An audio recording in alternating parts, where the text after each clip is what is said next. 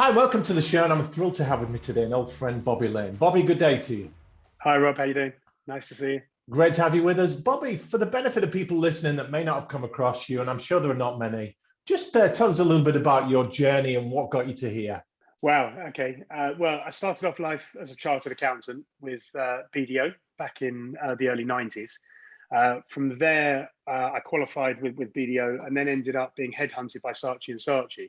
And I was put into Saatchi's to turn around their PR division. They had a PR division where they bought a number of businesses, put them together, and it wasn't operating as well as it could. So I was put in there as sort of European FD to help turn that around. Did that.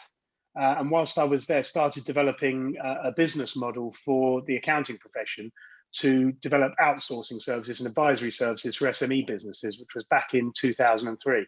So I left in 2003 and set up an outsourcing practice, which really was the first of its kind, to go to owner-managed businesses and say, look, you focus on what you do best, and I'll go and run your back office for you. So it was offering advisory, outsourcing, bookkeeping, outsourced FD services, and going to owner-managed businesses and saying to them, look, you know what, you focus on what you do best, we'll do everything else. And that grew. It went from strength to strength. In 2008, we were, by that point, offering a full-service advisory practice, from everything from doing the bookkeeping, payroll, management accounts, outsourced FD services, to year-end accounts, tax, and all under one roof on a monthly retainer. So we kind of changed the way that accountants were operating with their clients and offering them a monthly retainer as opposed to a hourly rate. Won all sorts of awards, took the business international, joined an international, helped build an international association globally. And then we had clients that were coming into the UK that we were helping. We had clients that were going international, and really built a practice that was working with owner-managed businesses in the way that they wanted to operate. And I suppose as time went on, lots of other practices started looking at advisory work and outsourcing services and how to offer those. But we've been doing it for about 17, 18 years by that point. Got to about 2017 and sold the practice to Blick Rothenberg, which was owned by the HG-backed Cogstal Group at that point. Went with the practice. And then always had a vision of something else I wanted to do, and taking the outsourcing business one step further. So I left the end of 2019, probably not the best timing in the world, but there we go, left the end of 2019 to form what became known as Factotum, which was taking outsourcing and advisory services for owner-managed businesses one step further and building a true multi-disciplinary outsourcing practice to work with SMEs. So as of today, I'm the CEO of Factotum, which works with businesses across the whole range of outsourcing services. So that's my journey in a nutshell. I know, and what a journey it's been. How much do you feel the accounting profession has changed, Bobby, over the years? You've been doing this a long time. It's changed dramatically. I think when I first went into the profession, accountants were seen as the kind of necessary evil for a business. It was something that you had to do. You needed to speak to your accountant to get meet your compliance needs, to get someone to help you through all the compliance rules and regulations and the tax rules and everything you had to do on an annual basis.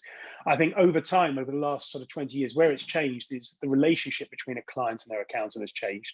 And the client now looks to their accountant as an essential part, an extension of their team, someone who can be the translator of the numbers and really explain what's happening in their business, but also help them navigate certain areas. And we've seen that has been incredibly important during the pandemic over the last 2 years, with accountants being able to support those businesses, help them identify what help was available, help put cash flow forecasts and business plans together, and really become an integral part of that business. So I think they've gone from being someone who provides compliance services to someone who can really add value for a business. And it was I suppose the change that I've seen is that it's something where it was a meeting that a client used to dread to one that they look forward to because they can see where it can add value to their business. Sure, that's a really good point. But who's driving that change? Is the accountant more agile and proactive than they used to be in going out with that service, or are the clients demanding it of them? I think the accountants have had to learn new skills and new services, because you can't just sit behind compliance services anymore and just provide your statutory accounts at the end of the year. You have to be someone who can really add value to a business. And if a client can't get what they want from their existing accountant, they're going to move to someone who can provide the services they need. So I think it's been driven by the clients, but it's a change that accountants have had to make to be able to provide the services that those clients need moving forward. That's a really good point, because the compliance is dead debate rages on, doesn't it? And it's an elegant business model for accountants because they've got that money coming in every month. Businesses have to do it, but in keeping their clients and adding value to their clients, they've got to be ready to give more. Absolutely. I think what's changed has been what the client is getting for the fees they're paying the accountant. Okay. And I think I had a lot of, I used to talk at a lot of conferences with accountants and had a lot of conversations with accountants over the years, as you and I have, Rob, about the changing face of how a client interacts with their accountant and how they work together.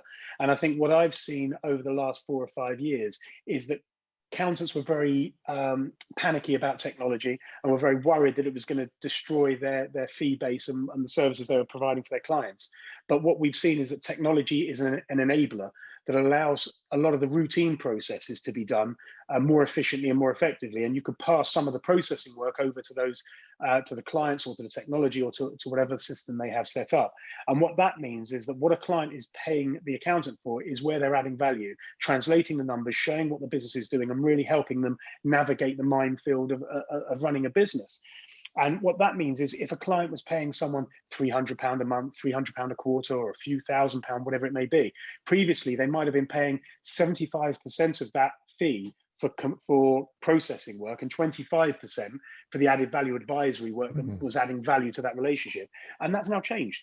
So I think 25% is probably more for the processing and the topping and tailing some of the work and the input that's gone in. And the rest of it is for what is my business doing? What does it need? What cash do I need? If I'm going to grow, how am I going to grow it? And it's the accountant looking at the numbers, translating what they mean, and helping a business decide how they should navigate the way forward. Yeah. Are you a fan of the term trusted advisor, Bobby? Is it overused? Have you got a better term? I think it's been, if you look at everyone's website, most people have trusted advisor on there, or your partner. We're a partner in your business with the extension of it's people have been saying the same things for many years, and it's fine to use it because you are a trusted advisor, right, and you are the first point of contact, and you are someone that the client will go to understand what they need and go to someone who can provide them with the right information that they need moving forward. So it's okay to use it, provided you're living it and it's real and it's something you are actually genuinely delivering. Because there's no point saying you're a trusted advisor or you're an advisor in any way if you're not. If you're just doing compliance work and just doing what they need rather than giving them what they want, you're a trusted advisor, but in name only. And does that come down to the individual accountant? The onus is on them to upskill and professionally develop so that they become that advisor, or is that the culture and the ethos of the firm itself? I think it's interesting. It's an interesting question, Rob, actually, because I think there are going to be some people that are fantastically technical accountants that may not be the best client relationship people, or might not be the best people in front of a client. So I think the onus is on the firm itself to identify the skills of the people within the practice and use people for their relevant skills. Because sending someone who is an introvert, who doesn't like going out to meetings and into a room of people to go and network is the worst thing you could possibly do, because you're not going to get the best out of that person. So it's identifying where people are. And in my last practice, that was what we were very good at, was identifying people, identifying people's skills, what they were good at, and using them for those skills. So actually identifying which partners are good at running client relationships, which are great technically, which staff and which of the team are really, really good technically, and which are good at going to explain what management accounts mean to a client or what they're going to need. So I think the onus is on the firm to identify and really look at their team, their skills, and use people to the best of their ability, rather than trying to make people do a bit of everything. Let people focus on what they're good at. That's a really good point. And I go further and say, when I teach accountants to win business in our Business Development Academy, there are lots of different ways to win business, and some are more in tune with the networking side of it. Some love creating content and thought leadership. Some love hanging around on social media and LinkedIn. Some like picking up the phone. So you've got to get them playing to their strengths, haven't you? That's right. And I've seen that a lot over the last year during the pandemic. It's been interesting to watch the evolution of many accountants onto social media and how they've developed their own personalities and their own, some have given some amazing content, amazing support in a more technical way. Some have been dancing and singing and doing magic to get, but it's all about being confident in what you have to offer, but actually delivering your services and your skills in a way that makes sense. Because, as I said, there's no point an overly a very, very technical accountant singing on LinkedIn. It would make any sense. Yeah.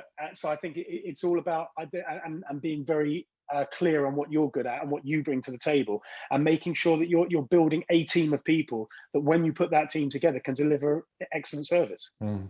How coachable do you feel accountants are? Because we know they're super smart. They've got technical qualifications. They've got numbers and letters after the name. They've got letters after the name. I'll edit that bit out.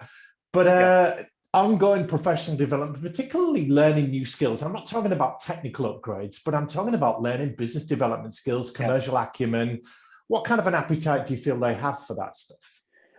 Well, it's very interesting, because when you look at, so my son's about to start a training contract in the profession in August. And a number of his friends are as well.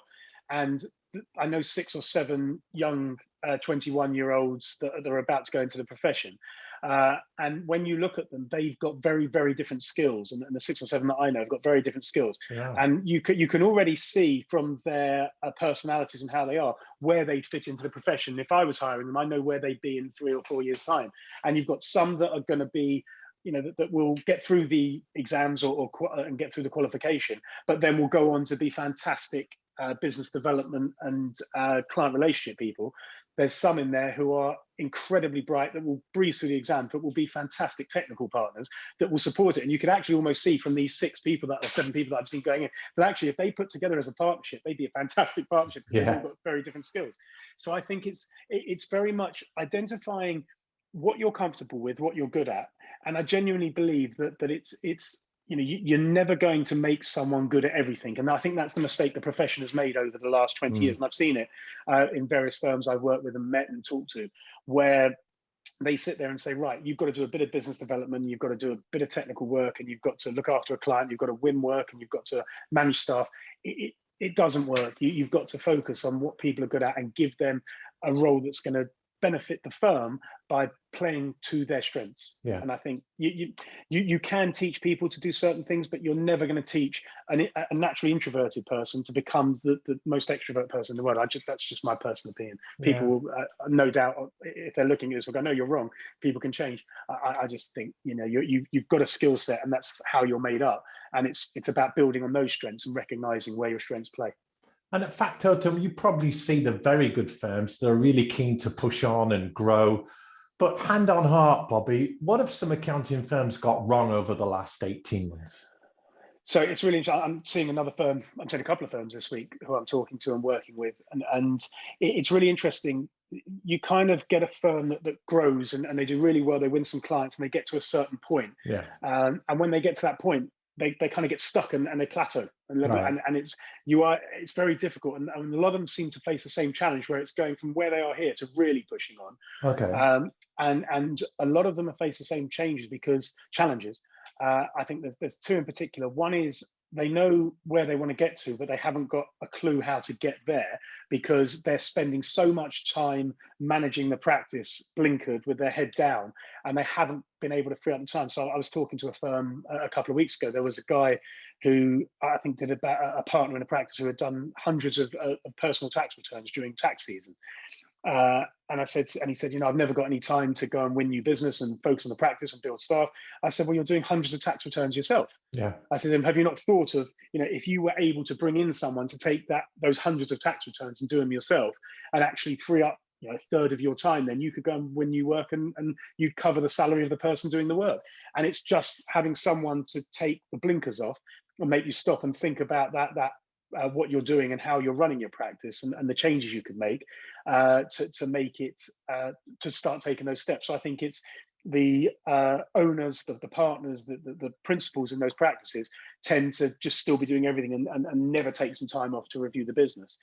And the other challenge I think facing firms at the moment is the lack of staff and the lack of people available in the profession at the moment, and the challenges around finding staff. I think some of the larger firms seem to be hoovering up all the staff at the moment and taking on whoever's around.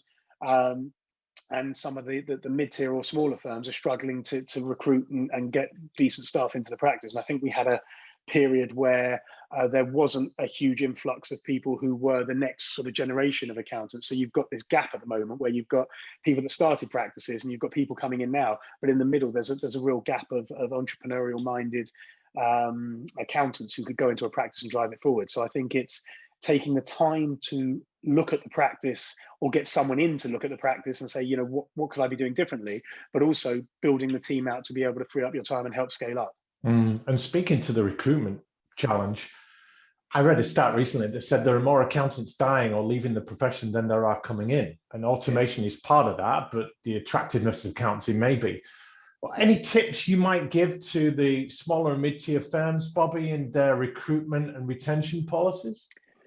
So I think a lot of where I've seen a lot of the firms successfully working for their future is growing your own. So it's taking in trainees, apprentices, and there's you know a whole raft of university leavers and school leavers at the moment who have struggled through the pandemic to find jobs, don't know what, and there's a whole raft of incredibly bright, talented, entrepreneurial minded teenagers and you know, young adults in their early 20s. I don't know what you call young adults in their early 20s anymore. The Gen Zs, aren't they now? Gen Z, yeah. But then there's a huge amount of them on the market at the moment that would desperately welcome the opportunity to get into the profession. So now's the time, I think, to start looking at actually, let's start training staff, whether it's ACCA, whether it's CIMA, whether it's bookkeepers or chartered students or auditors, start training the next generation, because if you grow your own team,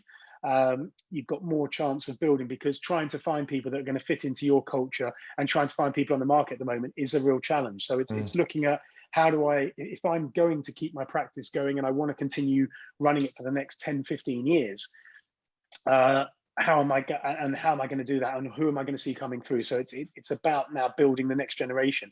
And there's a lot of Gen Z out there who want to get into the profession and would desperately love to get an opportunity like that.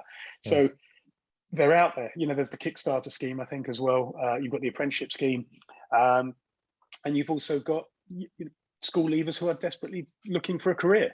So I think now's the time to really start building from the bottom again. More than that, though, Bobby, the clients of accounting firms now are getting younger and younger. Yeah, I heard a statistic a while back. It's probably changed a bit now, but the average age of a client of a professional service practice was sort of early 50s. And the forecast was that in 10 years' time, the average age of a client of a professional service practice would be the early 30s. Right. So that means that in 10 years' time, those clients are currently 21, 22 years old. And as I said, I've got a son and a daughter of that age, so I know what their friends are like. And if they were my clients in 10 years' time, currently, they don't have the experience of running a business. But what they do have is the ability to ask for help, more so than their predecessors. And they are quite open to outsourcing, and they're quite open to saying to people, look, I don't know what I don't know. I'm just going to do my bit here. So can you help me? So I think the key over the next 10 years is going to be able to have a team that are able to work with the next generation of entrepreneurs and being able to translate. So the advisory services, the support, being able to literally plug in and work with that younger generation of entrepreneurs is going to be the next step for practices. Yeah. Let's talk about Factotum for a moment, Bobby. What was your vision in setting it up? So the vision was, if you look at a business, an SME, owner-managed business, and I did it worked with them for nearly 20 years, providing outsourced accounts departments and saying to them, look, I'm your accounts team. Any owner-managed business has probably 4 or 5 key professional services relationships, whether it's your accountant, your marketing agency, your HR consultant, your IT company, insurance, property, whatever it may be. I always thought it was incredibly inefficient, because you've got 6 or 7 different relationships. You're talking to 6 or 7 different people. You're having to manage 6 or 7 relationships just to get one project over the line.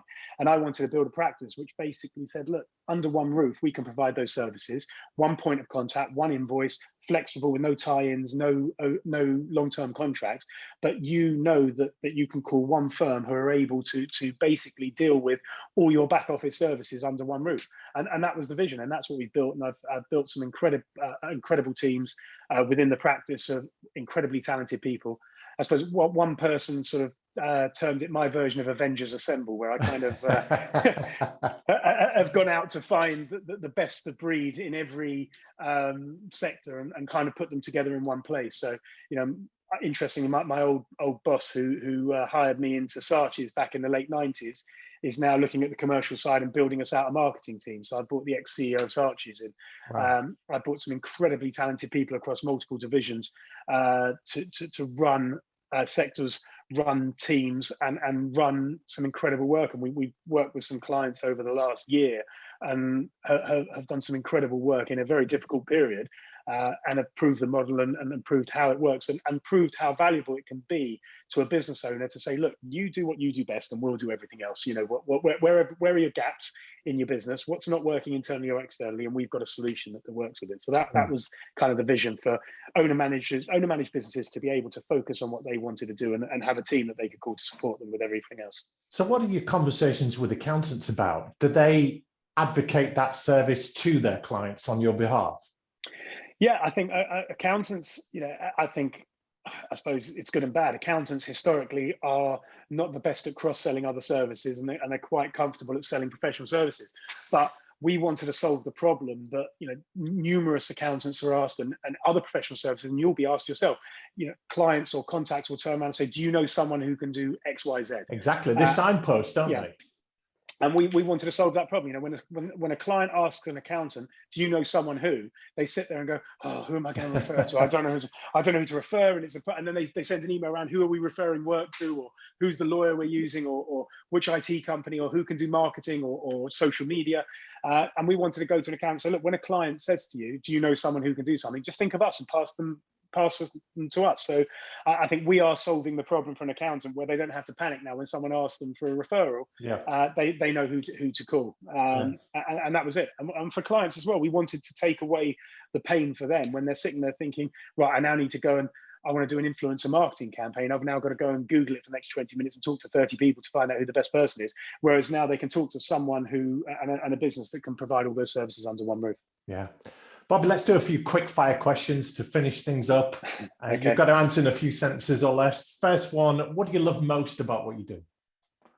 Working with business owners and entrepreneurs. I think seeing them achieve their goals and helping them achieve their dreams is just what gets me up in the morning. Love it. Do you have a personal philosophy for success? Yeah, I kind of, again, it follows kind of the Richard Branson theme, which most people either agree with or disagree with. If someone asks you to do something, say yes, and then work out how to do it afterwards. Love that. Is there a thinker or a book or a movement that shaped your outlook on life? I think really it's a combination of some of the inspirational business leaders I've worked with over the years, and people that have set up their own businesses, because you never stop learning, and every day I'm learning something from a business owner or a business leader, and really it's I think where I've got to is a combination of all the learnings I've taken from everyone that I've worked with over the years, whether it's a client, a team member, whether it's someone that was working in the admin department. You learn from people every day about how to run your life and run your business. There are no ideal jobs. What frustrates you most about your role or the profession generally? Sometimes I think it's the fact that professionals don't like change and don't tend to, I think, having been trained as an auditor, we were told, you start and follow what you did last year when you've got the, when you're following an audit file. And I think, accountants seem to take that to heart, and professional services practices seem to take that to heart, and they carry on doing the same things and are very nervous of change to make any difference. Yeah, we do it that way because we've always done it that way. We've always done it, and that holds people back. And I think if you really want to change and really want to progress your practice or progress your own personal development, sometimes you've just got to dip your toe in the water and take a risk. Yeah. You're a strong-willed kind of guy. You have set thoughts. Is there anything you believe pretty deeply that other people think is a bit crazy? Is there anything that people believed?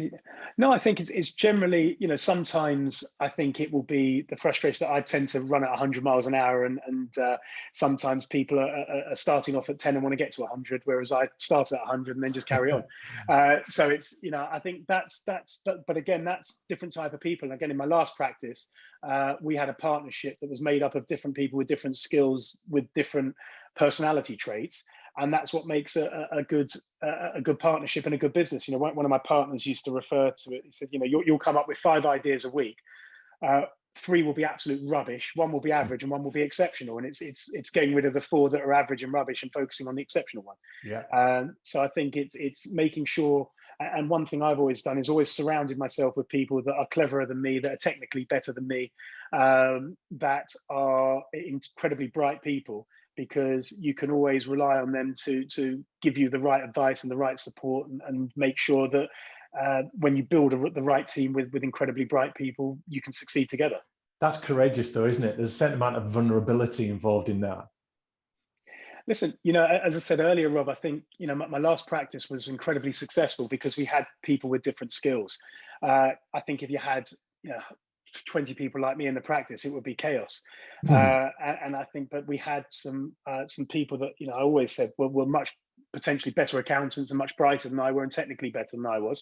But if I put some of them into a room of people, they sort of wouldn't get to know anyone. Whereas by the end of it, I'd be going out for dinner with 3 people over the next week. Yeah. It's a very different skill set. So it's about finding a mix of people that works, working out. And I think it goes back to something I said earlier. It's working out what you're good at. It's identifying what your skills are, and making sure you surround yourself with people who can deal with and plug the gaps in your skill set and skills matrix. And that basically translates to practices and the Factotum business. We're looking at businesses and saying, look, you're really good at what you do. We couldn't do what you do, but we're really good at what we do. So find where the gaps are, either internally or externally, and we've got a solution for it. It's the same with your own personal development and your own personal practice. Find out what you're good at and where your gaps are and the bits you're not good at. You know, so if I'm not great at detail, which I'm not the most detailed person, I've hired a COO into the practice who is incredibly detailed. And sometimes, you know, he's at one end, I'm at the other, and we meet in the middle, and it works really, really well. So you always surrounding yourself with people who can fill the gaps that you have in your skills personally and professionally within the practice. I remember a preacher at my church saying, imagine if church was filled with people like you. And I thought that'd be great. A church full of Rob Browns, that would be brilliant. Everyone would really get what I'm talking about. And then I thought for a moment and thought, well, who's going to make the tea and coffee, and who's going to run the worship band, and who's going to look after the kids, and who's going to clean up and open up the doors and everything. And you need all kinds of different people, don't you? Yeah, you really do. And that's throughout your life. You know, you need to surround yourself with people that are, and so I had a client years ago that used to refer to them as radiators and drains. Right. And they said, you don't want to surround yourself with drains, people that drain your energy and drain your thought processes and really bring you down. You want to surround yourself with people who radiate energy, are going to basically add to what you're trying to do, and really plug gaps and build that team and build that energy together. And, you know, if you build yourself with a team of incredibly bright, like-minded people, you're going to mutually benefit. You know, again, one of my partners used to refer to it as, you know, we're all like the horses, we drink from the same trough. If we're all drinking from the same trough, we're all going to be successful, and we're all going to do it well together. If people are pulling in different directions and drinking from different troughs, it doesn't work. Yeah. Just quick fire round is changing, but one more, Bobby. Go on. Is there anything you changed your mind on over the last few years? We are in interesting times, aren't we? I think it's yes. What the pandemic's done for me is made me sit still for a little bit, which is very interesting, because normally in you know my entire career, I've said before, I've gone off at 100 miles an hour and said, right, here we go, we're off, we're doing it. Whereas what the pandemic did was made me actually sit down, contemplate the business, take a breath. Exactly, put the right plans in place, put all the right procedures, the right controls, the right team. Whereas I would have gone off and that would have, you know, tidied up. I would have, you know, tidied up the mess afterwards. Now, actually, I've created the platform for success, which previously I would have gone for success and then created the platform around it. So that's maybe changed. And it's actually set us up for success and excuse me, a more controlled level of growth.